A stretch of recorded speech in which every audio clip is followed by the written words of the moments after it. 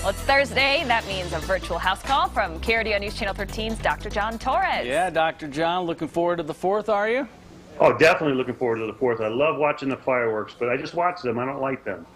You just, yes, you don't like them. I thought you said Exactly. like them. Yeah, we're clearing it up for our viewers. I like them, but I don't like them. It's a weekend, of course, which people will be barbecuing and lighting off fireworks, but use common sense, right, if you use fireworks in your backyard?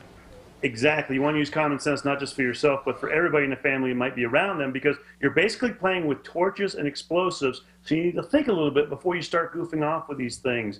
Number one, the highest number of firework injuries are among children up to 10 years old, so pay particular attention to them, and particularly with sparklers because they burn at about 2,000 degrees.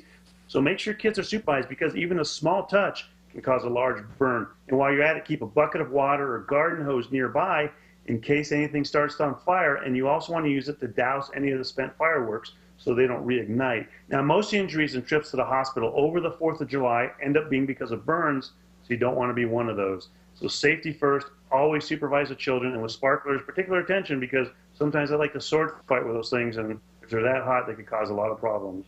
I think supervision is key too. A lot of times the kids will take some of their own fireworks and kind of go in the backyard, the front yard, and set them off by themselves, and not a good idea. Exactly, and with duds, extra attention to duds because those can cause a lot of injuries.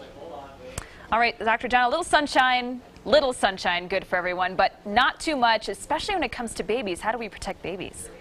Right, you know, you don't have to keep your baby inside all the time because there are things you can do to actually protect the little ones while they're out enjoying time outside, and it is important that they get out and enjoy that. Now, a baby's skin is thin and it burns a lot easier than older children's skin, and it can burn in just under 15 minutes. Now, this is especially true for babies younger than 6 months. Now, sun damage during childhood, especially this young, can lead to skin problems later on in life, like a higher risk of skin cancer. The March of Dimes says to put sunscreen on your baby 30 minutes before going outside and to reapply it at least every 2 hours when they're out and about.